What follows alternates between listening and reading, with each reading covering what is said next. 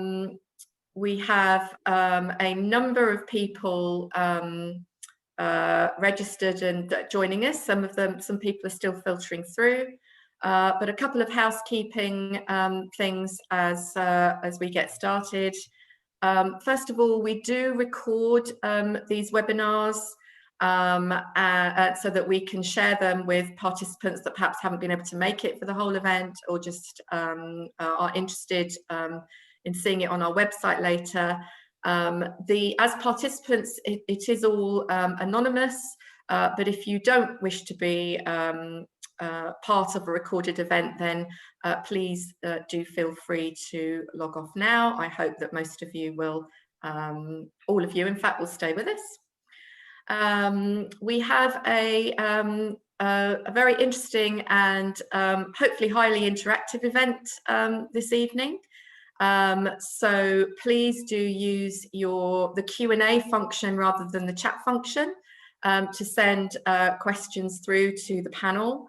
There will also be an opportunity to participate in a poll a little bit through the presentation. So looking forward to hearing thoughts, comments, and you getting involved.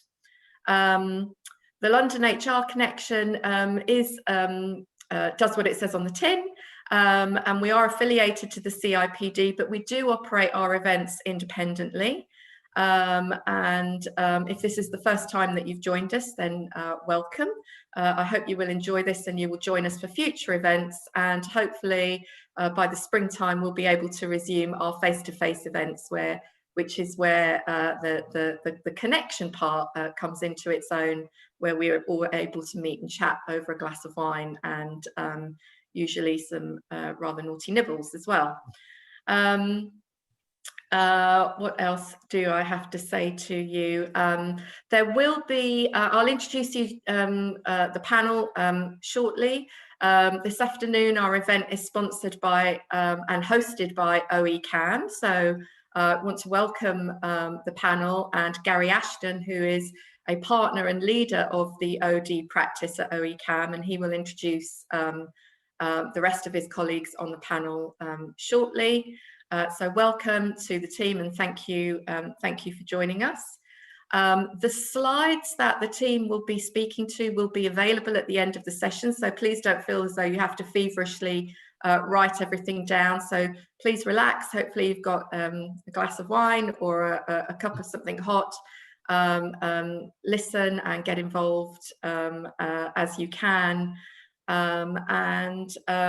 With no further ado, there will be natural pauses for questions throughout, and also some time allocated at the end, but please do send questions in as they come to you.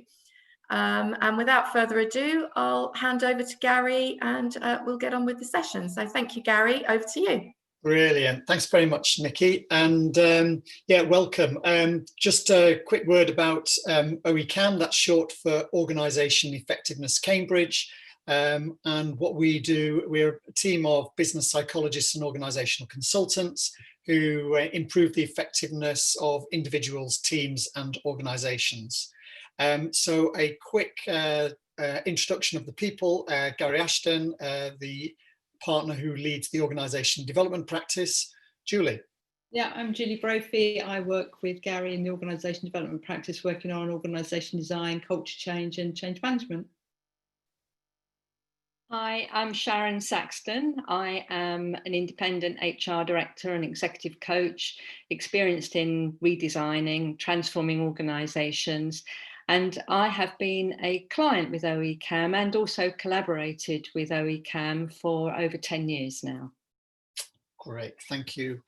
So yes, so this is about the role of HR in reimagining the organisation, because what we found certainly over the summer is that firms have obviously had to do some radical changes to get themselves fit for a new strange world that we're in.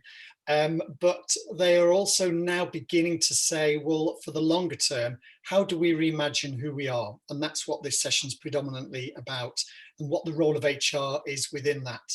So what we'll do, first of all, is Sharon will take us through a discussion with you on what are the general organisation development challenges for HR right now. Then Julie will take us through the steps that we've seen clients go through in terms of resetting, remobilising, and then moving into the Reimagine. And then to start to talk about the organisation design approach that we take that HR can facilitate. And I will pick up on one of those points in terms of how to use a particular tool.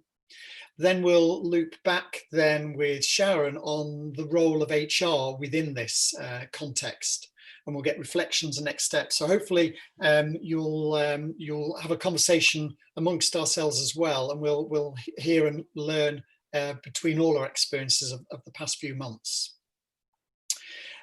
Quick definition of organisation development, because of course it's such a fat word that it can mean lots of different things to different people. The lens that you see there with all the different services, that's basically how OECAM looks at the services we offer, and the ones that are in orange is really the organisation development side. So it's when you are reimagining the organisation, it can affect obviously culture change may need to take place. There's obviously change management in there. The focus of today will be on the organisation design piece, but even at the top in terms of how boards respond to this can be part of the remit of the organisation development space. But to get into that conversation of what is happening in the organisation development world, Sharon, do you want to carry on the conversation? Yes, I will start with some big questions that we have got to consider as HR, and then go to some smaller, more practical questions for us. But first of all, what are the organisation development challenges you have top of mind as HR professionals? And also, can you just think about that, as I say, what's top of mind, and any comments, any thoughts, and if you can stick them into the Q&A function, that would be good, because then we'll make the whole conversation relevant to your challenges at the moment. Okay, so if you take a few seconds to do that.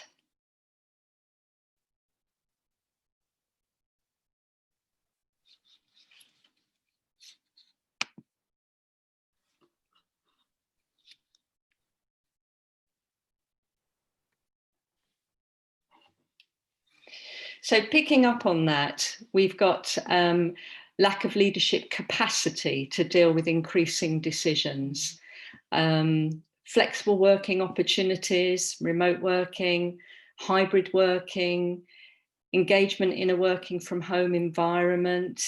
Emphasize the word engagement because I'll talk a little bit about that. So those are some of the things that are coming up. Adapting to major work from home, lots of stuff about working from home, balancing shorter term and long term. That's great because I am going to touch on that. Technology, yes, mental health and well-being, and initiative and change fatigue.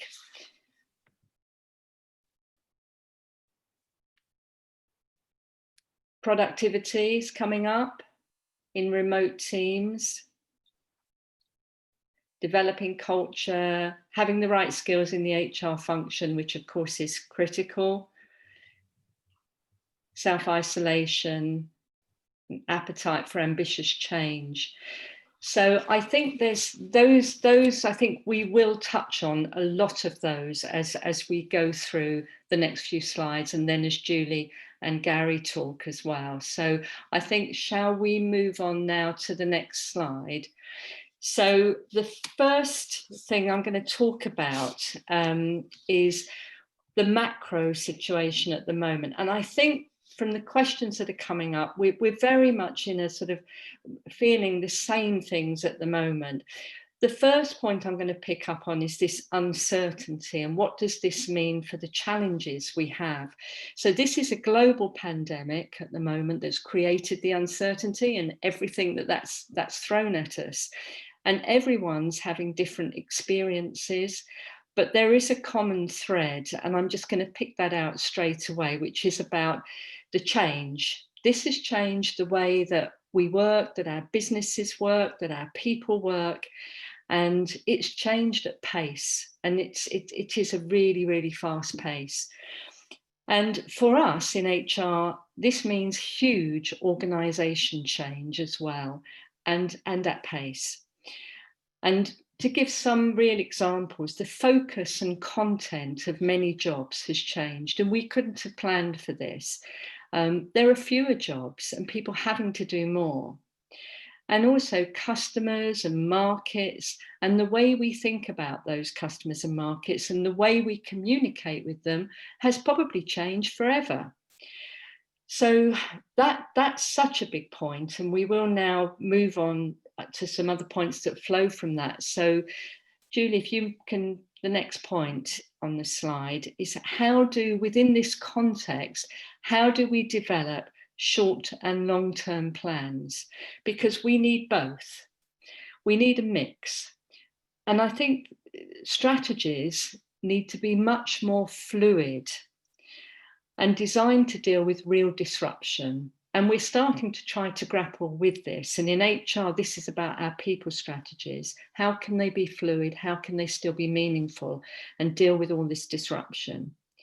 Priorities need to change really quickly. Just to give an example, one of the businesses I'm working with at the moment, I'm a governor on an FE, a big governing board of an FE college in London. And part of their strategy was to put their learning content online over a longer period of time. Well, that's had to happen overnight, virtually.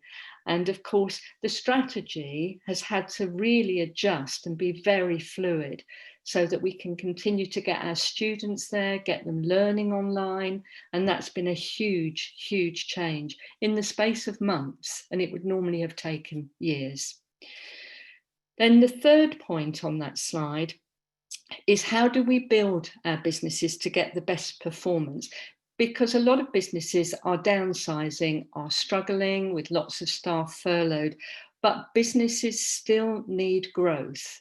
They need to continue to reinvent themselves and be different and not give up. And it's really, really hard, I think, at the moment. They will continue to focus on profitability, which is really tough. And I think they will reinvent ways they're doing that. So to give an example, I'm very used to, and I'm sure a lot of you are, to dealing with language like M&A strategies as part of growth. Now what I'm hearing, and the businesses I'm working with are talking much more about partnerships. And how do we share risks and costs associated with change and growth with partners, with stakeholders, with people that are interested in what we're working on? And we can see many, many examples. I mean, a prime example in the news is the vaccine that's coming through has been a collaboration between a big business and a smaller business, and probably others that we have yet to hear about. An example at a much smaller scale, I'm working with a company in the security business at the moment, and they are bringing a product that's needed very quickly to market. And the way they're doing it is working with a competitor, which would never have happened before. That way they can get it to market for their customers, protect their market, their common market, and sustain their businesses. So very, very different. And then the next point on that slide is, what does it mean for our purpose and the visions that we have in our organisations? Now, most businesses have a broad statement of purpose. And I have found that businesses often don't go back, and leadership teams go back and look at that purpose and really brainstorm what it really means, because businesses often focus more on their vision, because vision is usually about growth of turnover and revenue and proposition to customers, customer satisfaction. Visions are changing exponentially at the moment, but purpose purpose is still there. Purpose is a constant for many, many businesses, especially if they've got that underlying broad statement of purpose. It's really important, I think, that businesses stay true to their purpose at the moment, because that's what customers will understand. That's what will help businesses be sustainable. And if we can start to think about how do we really embed through our values that purpose in our culture, in our organisation, and we'll generate customer confidence going into the future. We'll generate staff confidence as well. It's really critical that CEOs and C-suite and exec leaders are both living and communicating purpose at the moment. And then finally, on this slide, how do we serve our customers and our communities at the moment? Businesses are increasingly more customer focused, and Gary and Julie will use the term customer primacy later and talk to that. And then how can we best serve our community? Apprenticeships are a great example. Many businesses are using funding available, using the levy to help get local people into apprenticeships. I'm working with a business at the moment who had over £80,000 of levy remaining. And for the first time, they are looking systematically at how they can use that to really develop their purpose. So in summary, these are huge issues that we're all grappling with, but they're our context. They're the context for HR, and HR has a critical role more than ever to help steer and support these issues as they're developing their people strategies. So if we can move on to the next slide. So the practical points really, how do HR start to implement some of their strategies that will support and enable these things? Firstly, how do we bring this to life in our culture and values? HR is often the custodian of the culture and values in organisations, and there's things we can do at the moment. We can support our leaders in communicating and living values. If we can, hold them accountable. Yes, they're stretched, but we can help them continue to be confident by focusing on their purpose, providing the right resources for them. These are things we can do. Many of you may have seen Linda Grattan actually wrote in this month's CIPD magazine, fairness and trust of leaders is top of mind at the moment. Everyone is looking and listening to how leaders behave. We need to also recognise what our people are achieving, and we need to recognise and reward that. And often in an environment, this is still on the first point actually at the moment, often in an environment where there are no pay reviews, but how can we create recognition programs that really help people and recognise people for what they're doing, often at an individual level and often remotely at the moment. We can really embed our purpose and our values through the proposition that we're offering to our employees and through how we communicate, how we implement our key policies in HR. More than ever, these need to be aligned to our purpose and talking the language of our values.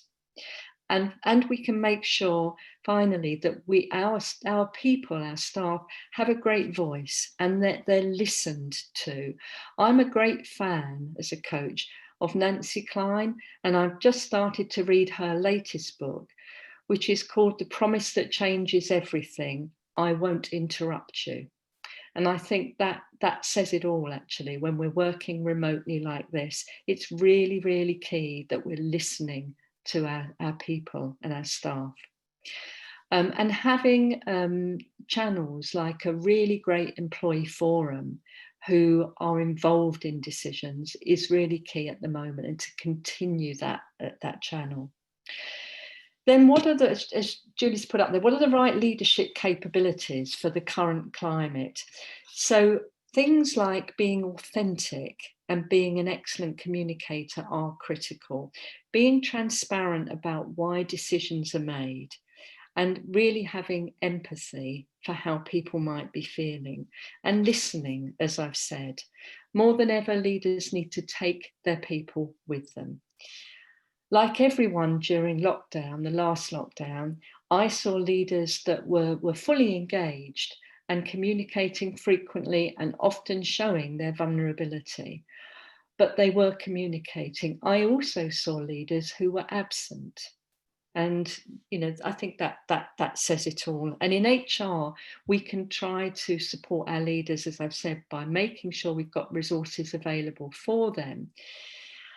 And we need to start to think about, to use a little bit of jargon, our future leaders and the competency models that we will use. And I think those will change, because a lot of the leadership competency models we've used, I think, have been grounded in the present. They need to be much more future focused, focusing on things that we would expect, like creativity, innovation, strategy focus, but also on qualities like empathy and humility and authenticity, really important.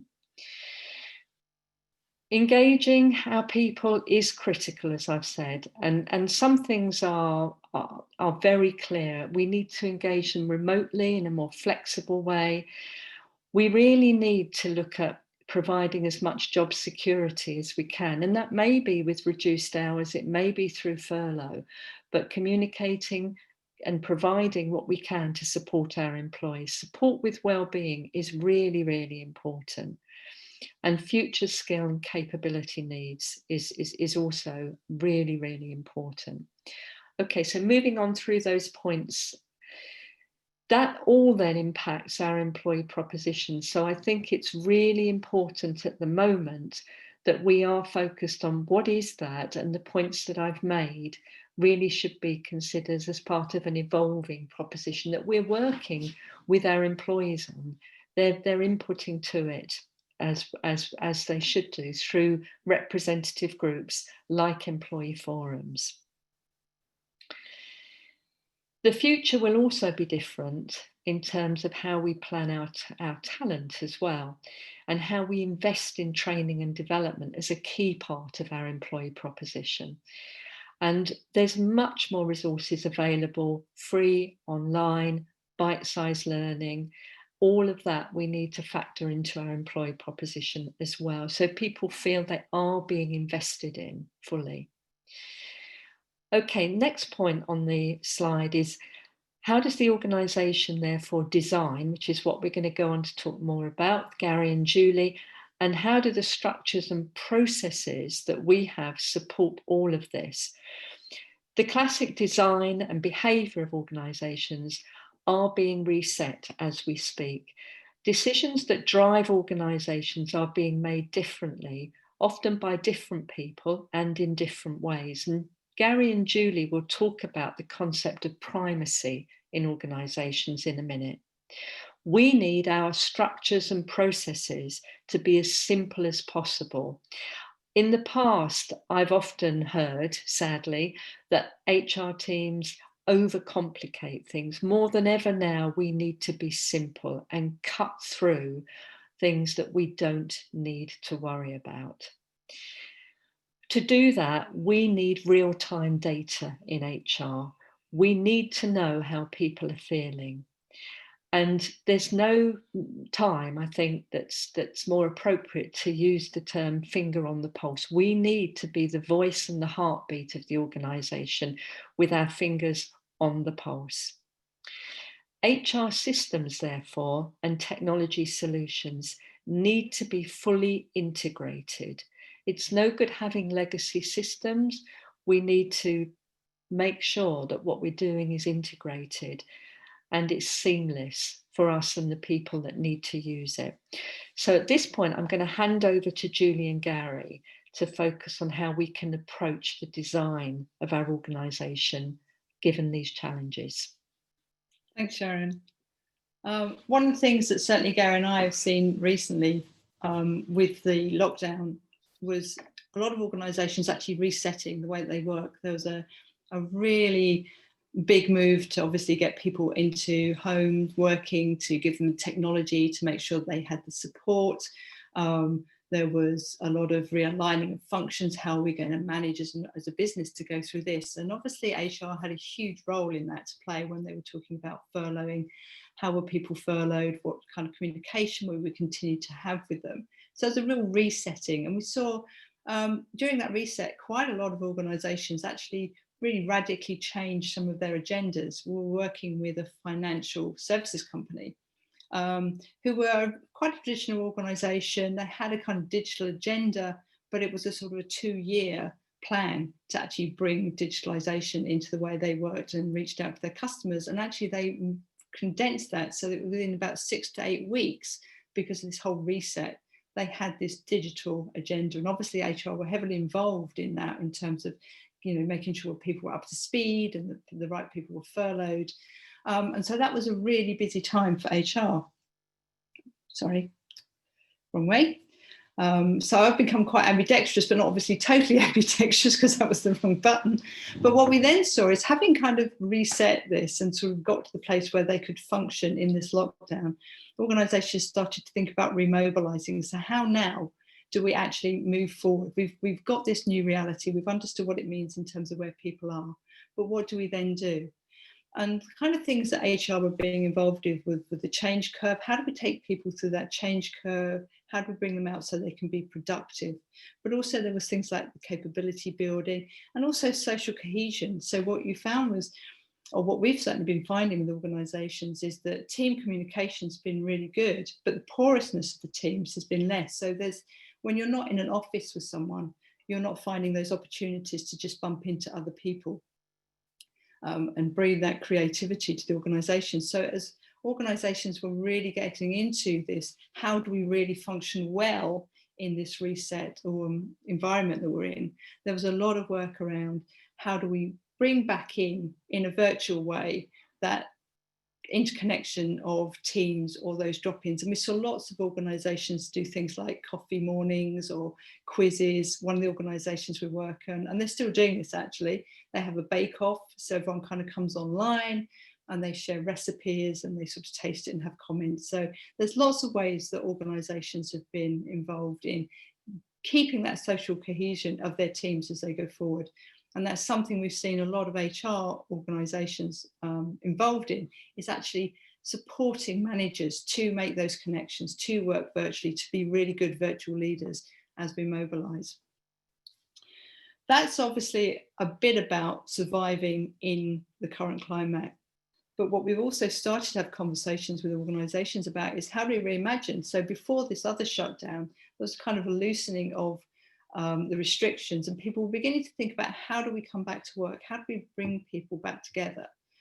But also starting to have conversations, and Sharon mentioned this about primacy. One of the things is, how do we make the customers the centre to what we do going forward? How do we bring them back into the market? We've had quite a long time where people have been shut down. Maybe they're concerned about their jobs.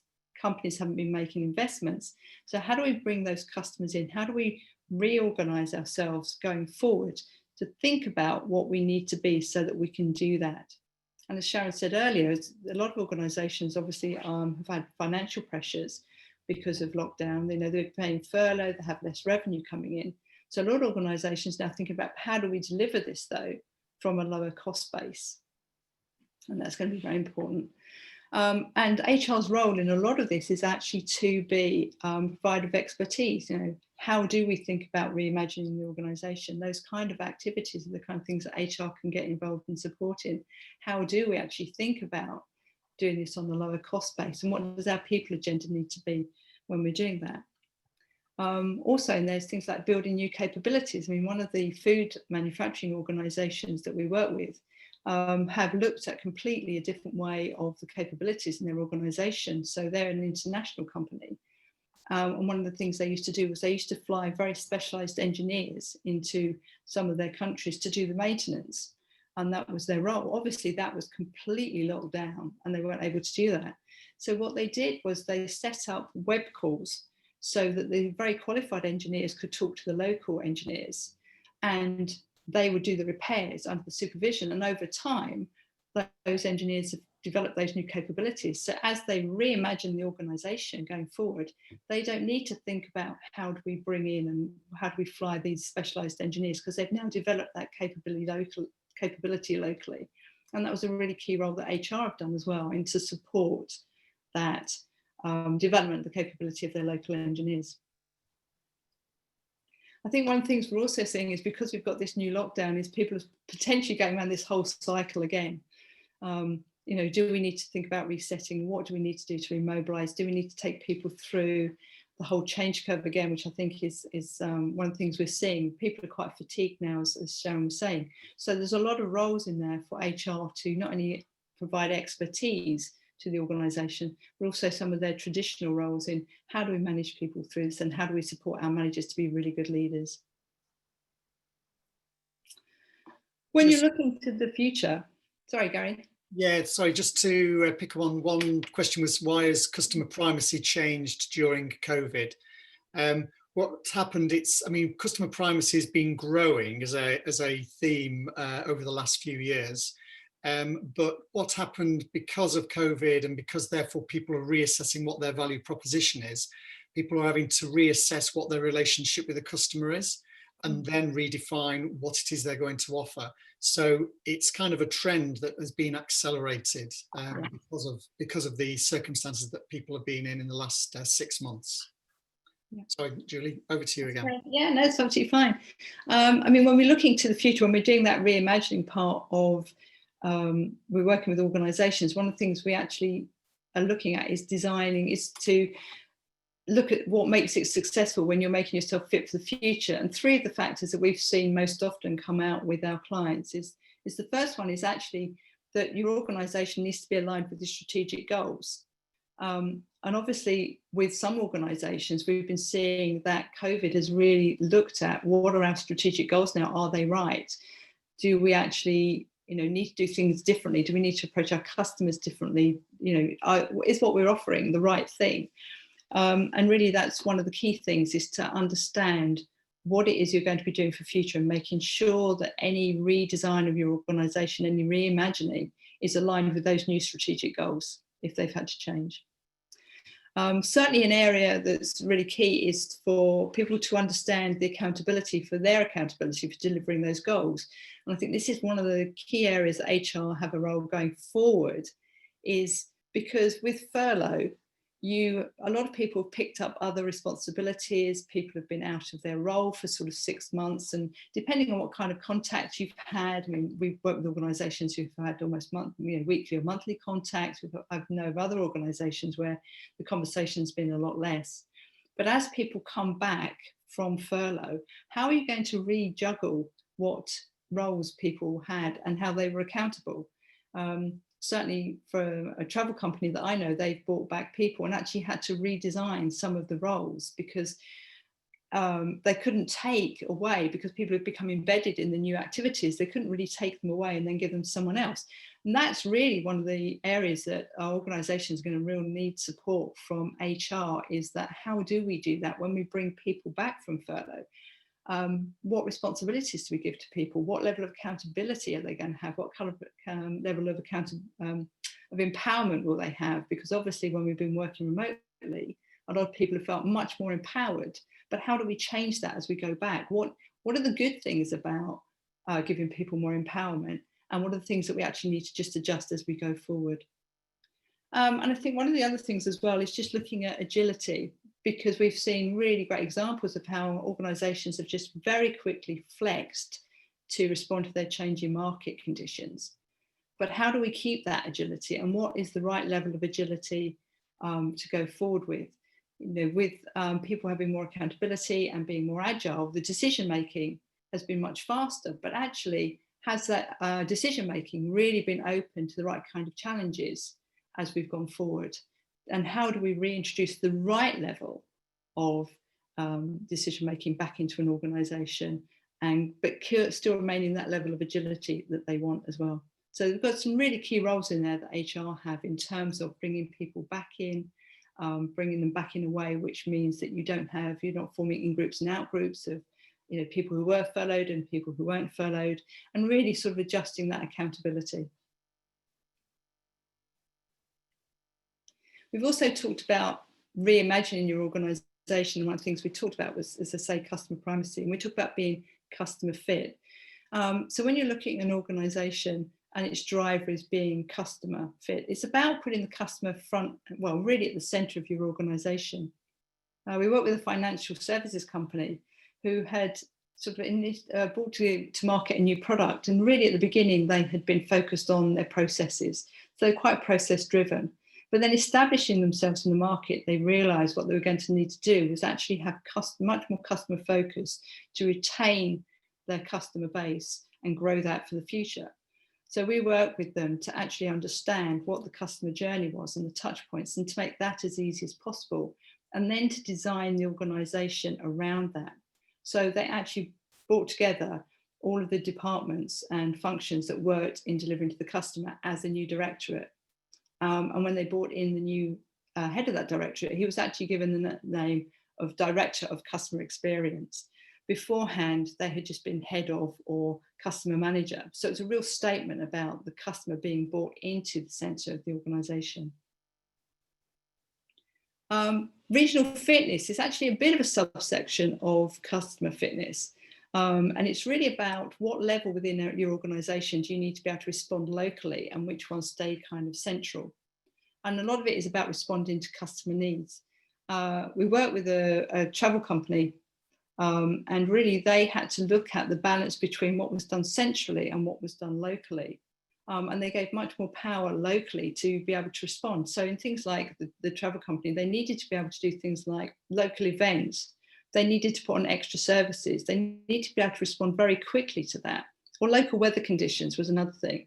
You know, if they had a particular incident in their locale, they needed to be able to respond without necessarily coming back to the centre and getting decisions made a bit more slowly. So you can see how regional fitness is actually one of the things that can drive organisation change, and getting that balance right between the local and the central.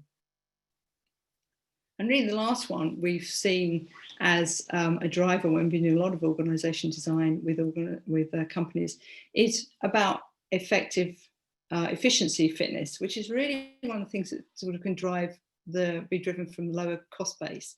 So organisations are looking there to remove inefficiencies or duplications in order to maintain their margins. But also, if you reduce duplication, it frees up resources that you can move to the front line. So they may actually be able to free up more time to go and do the kind of things that are going to bring your customers back or deliver great customer service. And we've recently been working with a facilities company on exactly that. And one of the key things was about understanding what their future was going to be, so that when they were looking at removing the inefficiencies of the duplications, not only in processes, but also in resources, in people, was making sure that when they did that, they didn't remove anything that they would need in the future, because if they had actually taken out some of that capability without thinking about the future, without having an understanding of their reimagined organisation, they may have to buy that capability back in. So as we were looking at that, not only did we have a view on what reductions needed to do in the cost base to secure the business, but also think to the future about what capabilities were going to be needed as well. Julie, a question from Clifford. When you referred to Agile before, are you referring it to in the technical sense, so how software is developed with sprints, or using the word in a more general sense? It can be both. I mean, I think the thing that really has happened with Agile recently is it's come out of just the software, and there's a lot more organisations who are recognising the benefits for themselves about using Agile approaches. And I think that's really been seen a lot as a response to COVID, is that people are forming small teams and making decisions, they're acting on them very quickly. So I think it's the principles of Agile, and it's just moved out of software into the broader sort of business community now, people seeing the benefits. So I hope that answers your question, Clifford. If not, you can always follow up. Okay, so what I want to do now is I just want to ask you a quick polling question, which is looking at, because obviously you're here to talk about redesigning the organisation or look at reimagining it or to understand it. What are the kind of drivers that you're seeing in your business? So when you're looking and talking about the future, about reimagining your organisation, is it around customer fitness? Is it around regional fitness? Is it about efficiency? So looking for that, how are we going to do things with a lower cost base? Or is it a combination of any of those above? And really interesting, if it's none of those, if you think actually what's driving us is something completely different, we'd be really interested to see that if you could put that in the Q&A function. So the poll question should just be coming up now. Okay. So if you just think about what's driving change or the need to redesign in your organization.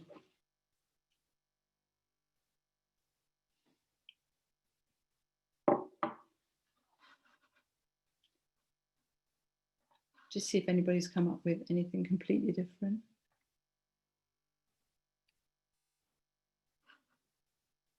No, not seeing anything yet. Okay, we'll just leave the poll open for another couple of seconds.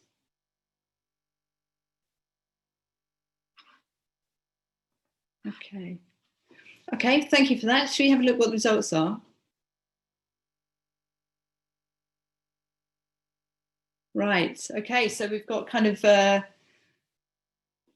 efficiency, fitness is coming through as sort of the strongest individual one, and then a combination. Yeah, and I think that's what we're finding a lot. I mean, I think as we were going into the second lockdown, there was certainly conversation about organisations being less financially fit as they went into this, because they obviously had invested a lot to get through the first lockdown. And I think as a lot of organisations now are looking forward, they are thinking about how can we do things more effectively, more efficiently with a lower cost base. And then the combination is probably going to be jointly hand in hand. If we can get our customers back into the market and we can encourage investment, then we will be able to look at how we can do things, but it's going to be hand in hand with the efficiency. We do have a few people who've said none of the above, so I'm just going to see if they've put anything in the Q&A. They haven't. So I'd be interested to see the people who did say none of the above. If you have a different idea, it would be great to see it in the Q&A before the end. Yeah, there was one there, Julie, strengthening senior leadership to fill clear gaps at the centre of a geographically dispersed business. Right, yeah, yeah. And then you'd be looking at sort of the skill set, and as you say, how do you then design around that the geographically diverse organisation? Yeah, that would be a very interesting driver. And again, it's about understanding what the drivers are and taking that into the design as you go forward, or as you're reimagining your organisation. So you're understanding what it is you're trying to achieve, which is sort of being almost defined by some of the drivers that you're facing as an organisation. Another one was there's also a difference in what the drivers are for the short to medium term and then for the longer term. Yeah, absolutely. I mean, when we were talking about the remobilising and the reimagining, I mean, remobilising is almost about survival. It's how do we do the things we need to do today just to survive as a business and get through this next lockdown and restrictions. But you also have to have this eye, and there's one of the tensions which we're seeing in organisations is this tension between how do we survive now, but how do we position ourselves for the future so that when we come out of this, we are fit to actually continue and grow, go back to growth after this is over. Okay. So when you think about this, we've talked about reimagining, and one of the things is, how do you do that? And so what we have developed is this approach, which we've used with the organisations we work with. And it's a three-stage approach, as you can see. And it really starts with the context. And as Sharon spoke about earlier, we talked about organisational purpose. Really understanding what we do as a business, what our purpose is, and that gives a great framework for people to understand how to work and be in that organisation, and gives them a real sense of worth and value in what they're doing. And obviously with the business strategy and the current business model. But one of the things that I'll explain to you in a minute is about the organisation design principle. And it's really understanding how we want this organisation to work and what we want them to deliver. Once we've understood the context, we also want to understand what's happening currently. Because when you're looking at a redesign of an organisation, what we don't want to do is actually design out the really good bits, because all organisations do some things really well and there's some things they can improve. So when we're looking at the current, we want to understand what works well and who's doing it. And then obviously you look at to the future. So you're understanding what that gap is. And so what do we need to change when we're reimagining our organisation for the future? And Gary will take you through the current and the future. One of the things about design principles, so that was one thing we do right at the beginning in the context, and that has a number of roles. It really does define very well what the organisation wants to do. So we look at the vision and the purpose, we understand strategic goals and the specifics, and from that, we can actually talk to organisations about, well, how do you want to deliver this? What do you want to do? And this is a great role for HR. It's really a key role for them to facilitate these conversations with senior managers about how do you translate this vision and purpose into the way that we want to work. And so how are we going to use those principles when we're redesigning, reimagining the organisation? And one of the key things about the design principles is they're then used to evaluate any future designs that come up with. So are they meeting those principles that we set right at the beginning of the reimagining session? And what I've got here is a few examples of organisation design principles that we work through with the company. So you can see some of them are very much customer and client organisation. When Sharon was talking earlier about making processes really easy, you can see simplicity is in there, and there's clarity around accountability, there's efficiency. You know, we want this organisation to be fit for the future and to grow. So we talk about lasting. And another one, which is really important from an HR perspective, is in those design principles, we do need to understand what our people strategy is, how this is going to impact our people. And so that's a great voice, a great place for HR to be a voice for our employees. So we start with the design principles, and then we use them later on to evaluate the future design. So I'm now going to hand over to Gary, who's going to take you through the approach that we use for those second parts, which is understanding our current model and also going forward. Gary. Thank you, Julie. So yeah, if you've got, as some of you said, a range of objectives that are triggering the relook at your organisation and the reimagining, you need a way in which you can effectively visually show what the trade-offs are that you're working with, and make sure you facilitate that. And that's one great role for HR. So if they are about becoming more customer-centric, but at the same time you're trying to drive out costs, those two could actually be conflicting with each other.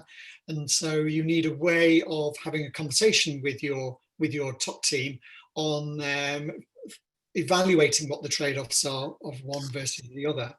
Interestingly, Michael mentioned that you were personally surprised that the customer voice is not more at the centre.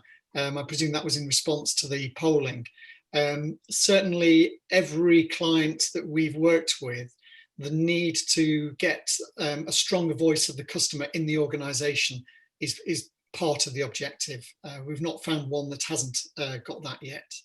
And that's in the last 12 months, and including over the summer. So how do we do it? Well, we use the tool of defining the value chain, which is the value-added activities of your organisation, and mapping the current state, mapping your teams against that value chain. Then critiquing that map, because what you have on one page, you have the whole organisation, and you're not looking at it from a hierarchical, structural way, you're looking at it from a value chain perspective. So it allows people, it frees people up to have a proper, cold, hard look at what their organisation is actually and what it could be in the future.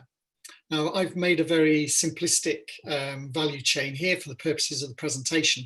When you would do it with your own companies, there could be 2 to 3 times the number of activities there, and you really get into the nuance then of what's where the critical parts that you want to have the conversation with in your team determines how big or how long that value chain is.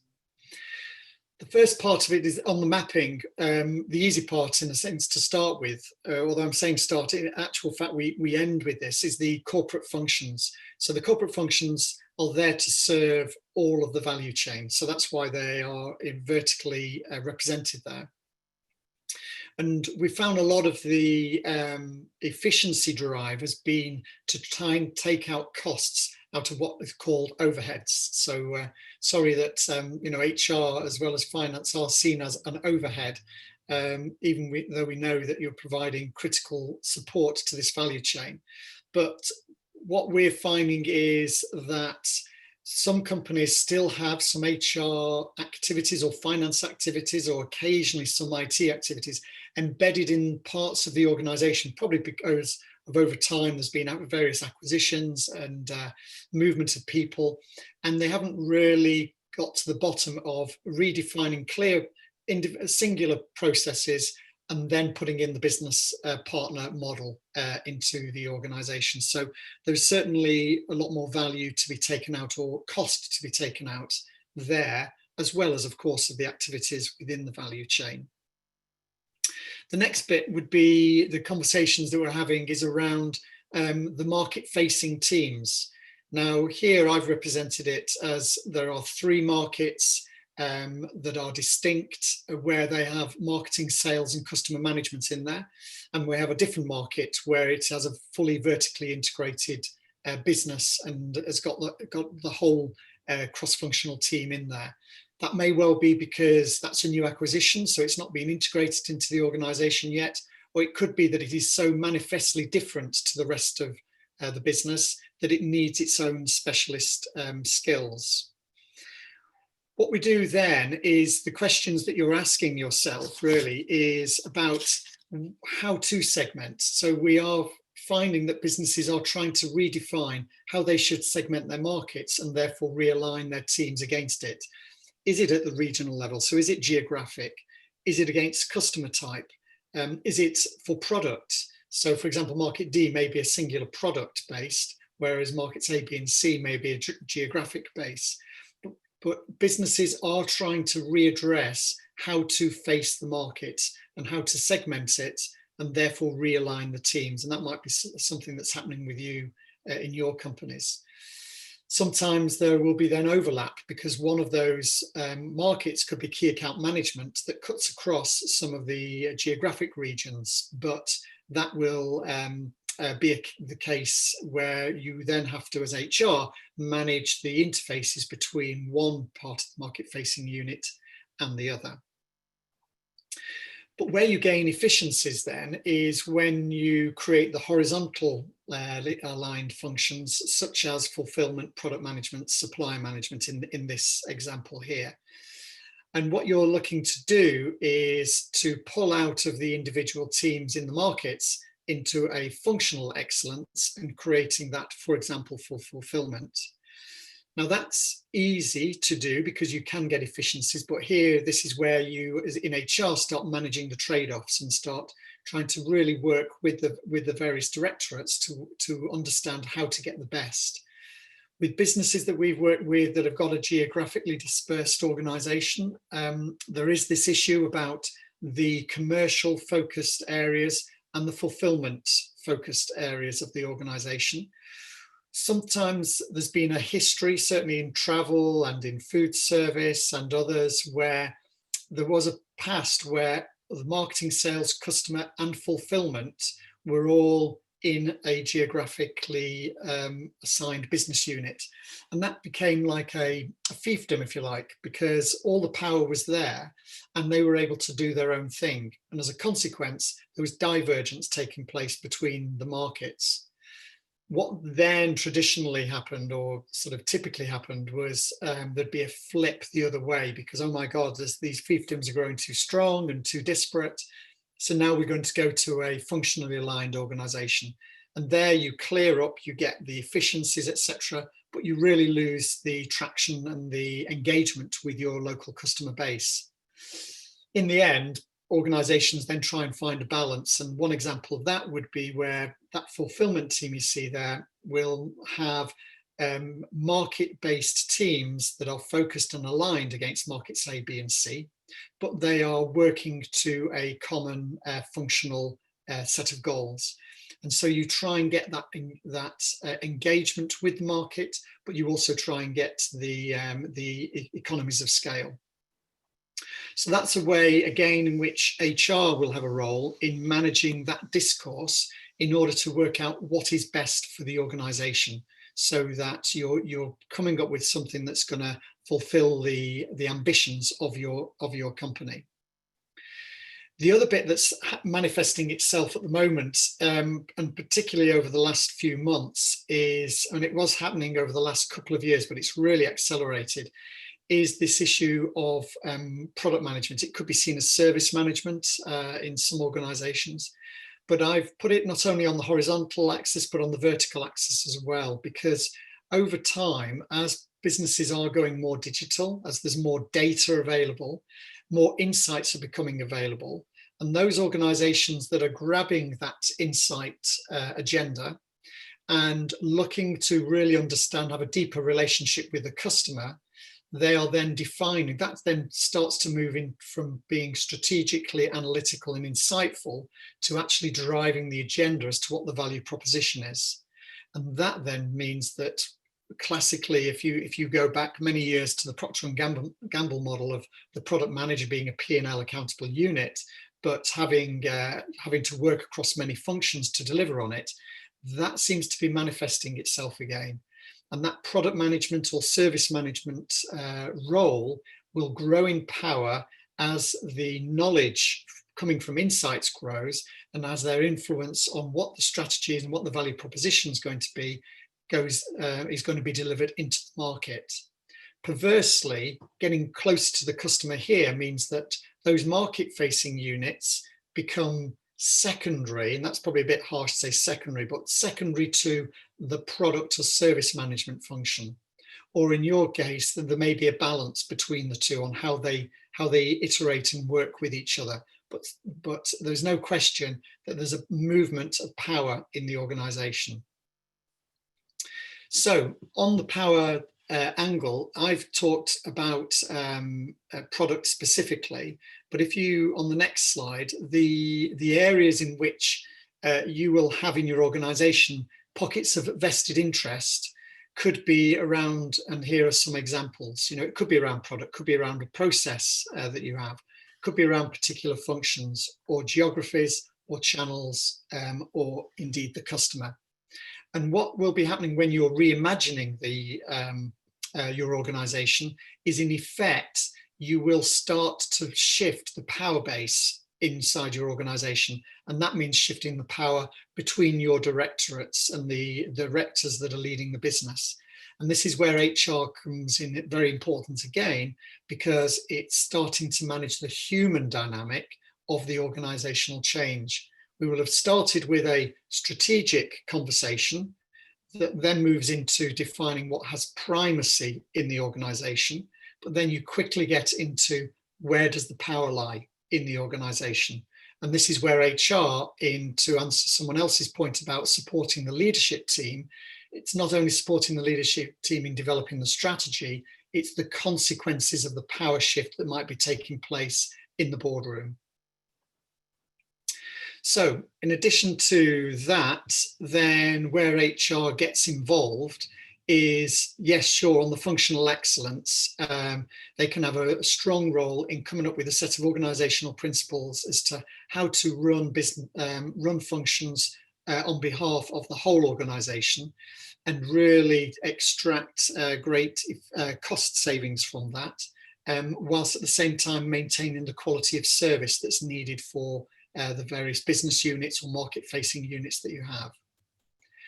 The other point that HR can get involved in is on the interface management, because when you reimagine an organisation, you're changing the shape of it and you're redefining what teams are clustered together. Often within a particular directorate or particular function, you will get a great performing team or function. And where it often can fall down is not within the function, but with the interfaces between functions and business units.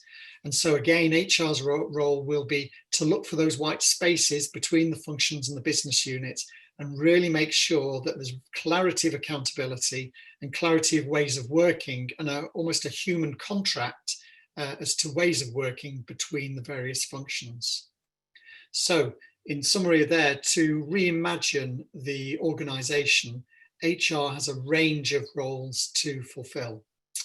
And then the final two there are the inevitable growth of new capabilities that are needed in the organisation, and obviously digital and data management are two that are become very strong over the last 3 or 4 years and really escalated in the last 6 months.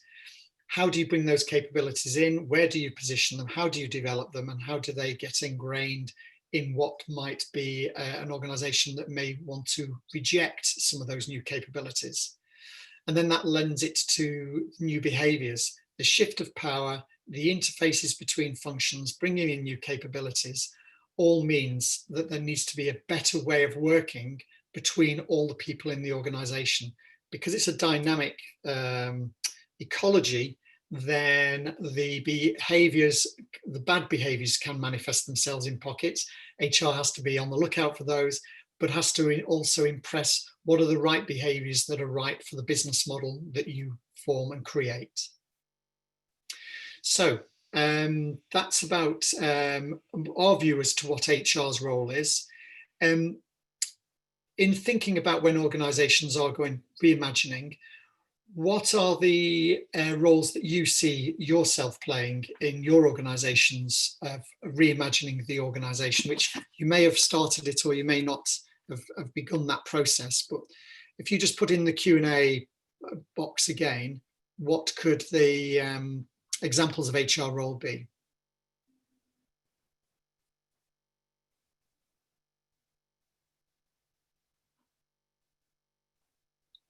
There's one actually, sorry, I'd missed that one from Ben Gibbs about resistance to change rather than hunkering down and doing what they've always done.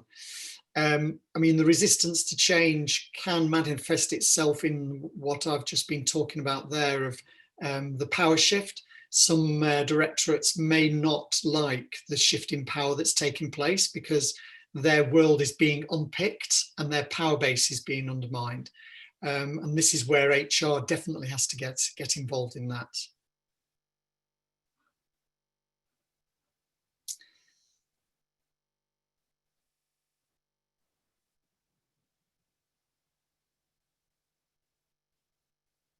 So any other examples coming through on the Q&A?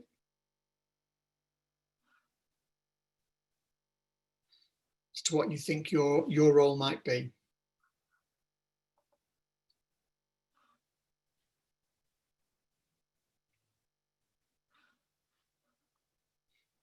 So Nicola's talking about realigning future-focused leadership attributes and building talent for the future. Nicola, could you just say a bit more about that? Realigning future-focused leadership attributes. Have you seen that? Is that happening in your organisation?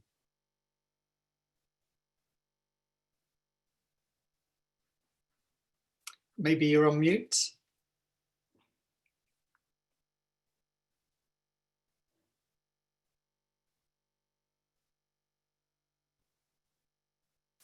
Maybe not. Never mind. Yeah, but the leadership attributes are definitely need to be addressed, and in order for people to know how to lead in this new world. Certainly, that's happening with 1 or 2 businesses at the moment that we know of, that they're redefining what the leadership characteristics are, and part of it is attitudinal as well as behavioural. So that's definitely happening. Okay, well, if we move on now to, here's some of the roles that we believe HR could be engaged in. Obviously, it's the redesign of the operating model, and what we've just talked about there is facilitating that in defining the organisation principles, and then supporting the power shift that may be taking place. Can be a very critical role for HR. Certainly what I've found with that is that ultimately, in a number of cases, one of the executive directors eventually leaves the business. It can have that effect. That could be through redundancy because you're significantly changing the role, or it could be just because the person doesn't feel that they've got what authority that they historically had. And so therefore it becomes quite an important piece that the HR directorate is involved in that. Clearly defined interfaces we've talked about, of course, strategic workforce planning, those building those capabilities for the future. And then obviously getting involved in the detailed design of the organisation. And then ultimately, because the behavioural change, there may well be a cultural change that ensues. So moving on to Sharon, I think is going to now pick up from there. I will. Thank you, Gary, and you know, keep sending your questions through, because even if we can't pick them up on the call today, we can get back to you. And there's some great points and great questions. But just to summarise the way that I see the HR role, and building on what Gary has said, we have a critical role to play. And I do think in order to unblock barriers, in order to support leaders, some of these issues have come up in your questions, that we have the role to really lead on the translation of the purpose, and really help formulate the vision and the business plans. And the way we do that in HR, as we know, is by having a really living set of people plans, which are really the heartbeat of the organisation. So in summary, embedding a clear culture and values, I think, is key, so that everybody feels confident to live those values. Creating a great talent plan is key, with a focus, an absolute focus on future skills and capabilities, so that there's a pipeline. Being the voice of the organisation, especially around the leadership table. The leadership theme has come up quite a lot.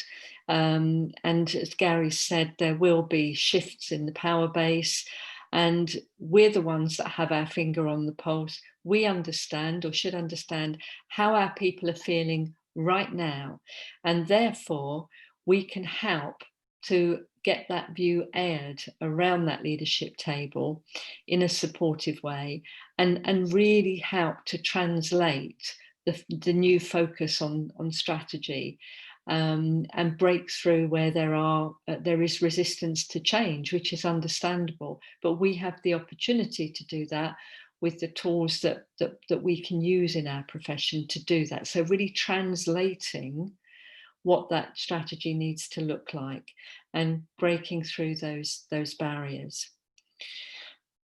Then really driving the investments, the people investments. And there isn't, lots of organisations, we've said there's not much money around, if any, but we can make investments. We can signpost people to resources that they need. We can support in well-being. We can recognise, you know, peer recognition programs, etc. It doesn't have to be monetary value. We can recognise contribution, and we can balance the immediate needs and the future needs, and making sure that we've got those investments in time and money from the leadership team is key. It's not easy at the moment, but it's something we can lead on. And then being change agents ourselves. So really building confidence with positive energy, clear implementation plans. We translate the strategy into the people plans, and exceptional communication from us in HR. And whilst there are many barriers to organisations moving forward, if HR can help reimagine, companies can set about creating a better future with, and not just for, their employees, taking employees with them, taking our people with them. That's the key role that HR can lead on. Thanks. Back to you, Gary. Yeah, thank you. So general questions now. So it would be good to see out of that, or any area on organisation design that you have specific questions about in terms of the issues and challenges of organisation redesign, or the issues around HR's role within organisation design. So if you'd want to start to put some comments in the Q&A box, then we can start to pick up some of those, some of your points.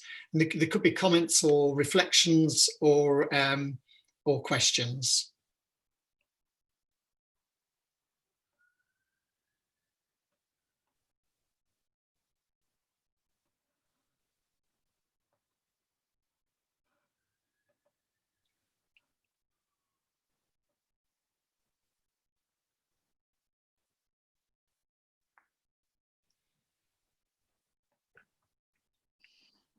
Certainly in the HR community that I am speaking to, that the challenge of just dealing with the home working and then the furloughing and then the second lockdown, the capacity to actually then getting engaged in reimagining the organisation is quite a tall order, and sometimes the CEO wants to push for that, but the capacity isn't necessarily there around his exec table to deal with it.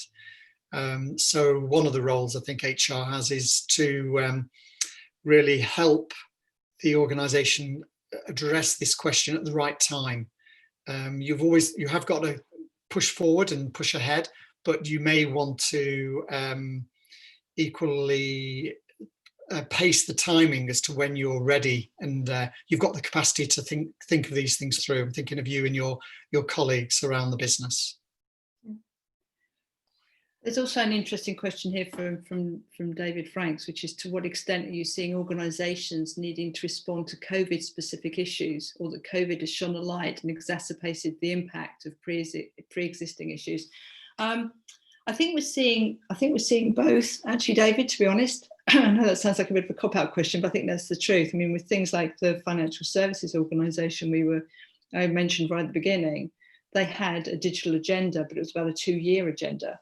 And that's suddenly been moved up, and that was certainly in response to COVID. So I think that was really sort of shining a light on pre-existing ones. But I think for some of the retail organisations that have had to respond completely differently about how they talk to their markets and how they talk to their employees, this has been the organisations had to respond specifically because it's been a COVID boarding thing.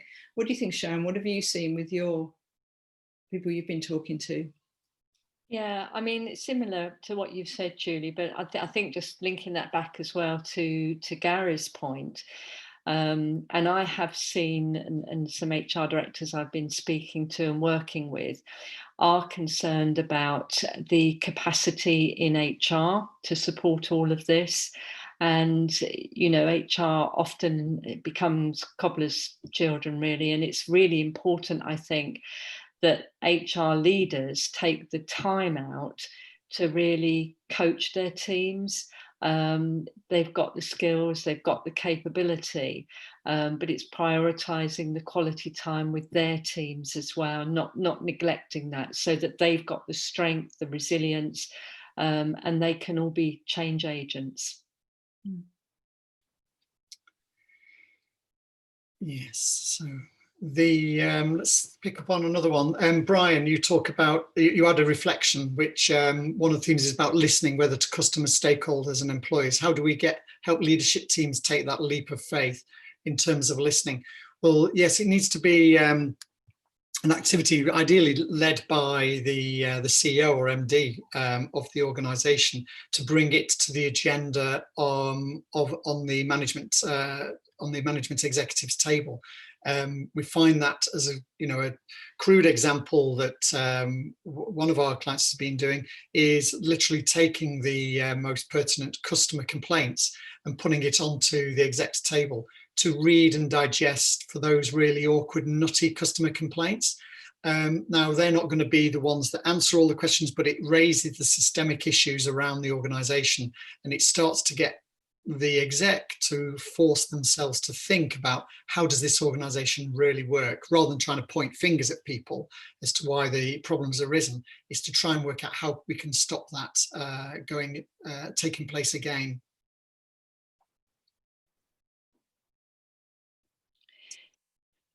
Sharon, there's one here, and just thinking of your global experience previous. With Brexit, globalization is becoming an increasing challenge. What do you feel HR's role is in globalization? So I think it's really important not to let Brexit constrain people's strategies, because it's bringing it's in danger of doing that in some ways, because there's lots more compliance, lots more to think about at a local level. I think it's important to think about the common strategy, the common purpose of the organisation, and there are always aspects of a people strategy that can be consistent across barriers, whether Brexit's here or not. So things like investment in leadership. I mean, that's come up as a subject today. How can we develop leaders? How can we make sure they've got the resources, the capacity? And that's something that, you know, I don't think changes because of Brexit, in terms of the core leadership capabilities and how they translate that strategy and deliver it in their regions or their areas. I think when you're thinking about, and I touched on future competencies and capabilities, I think it's important to be culturally sensitive.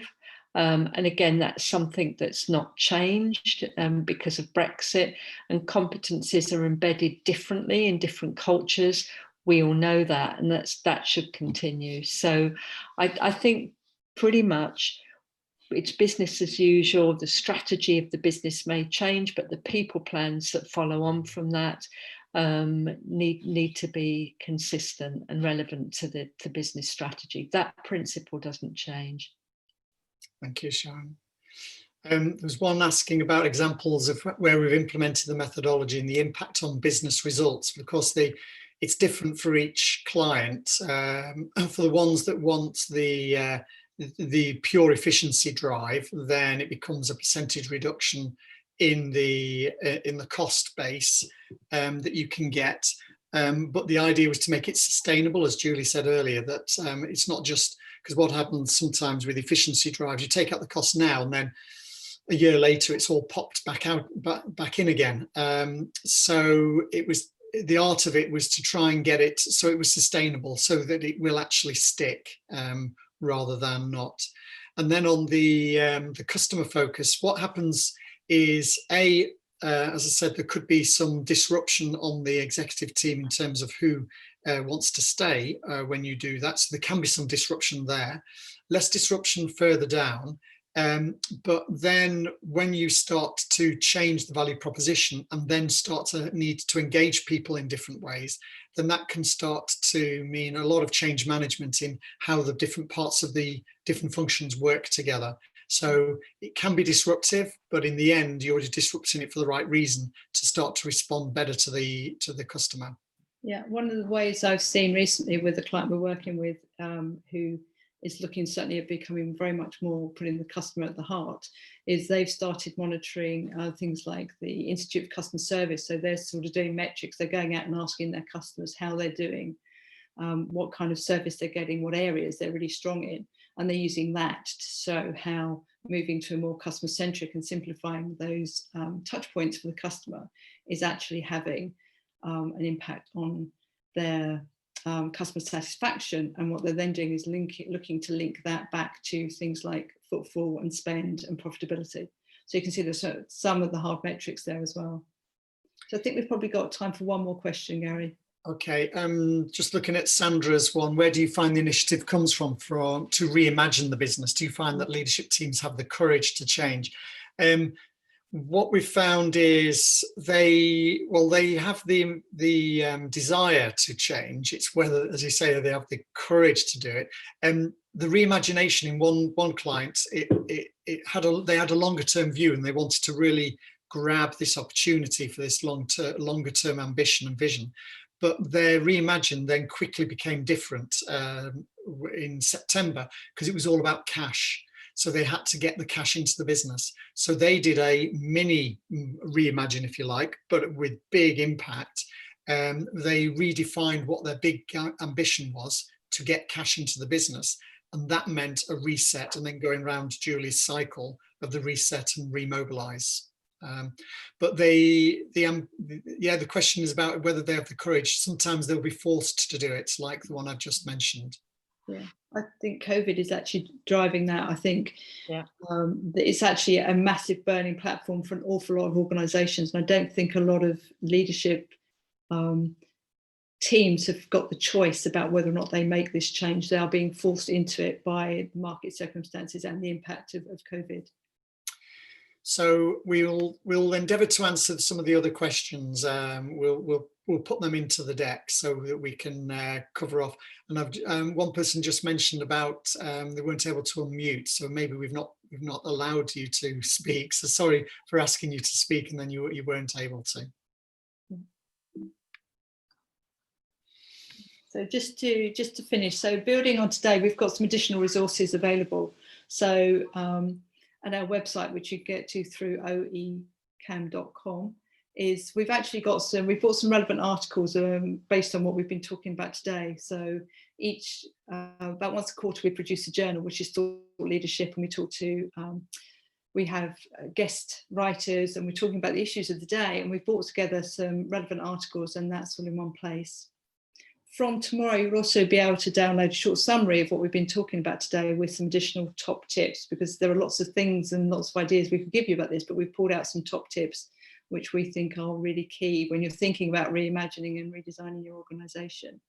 And as I said, we do these journals every so often. That's called the OE, and you can access that through the library at OECAM, which you can see the address there.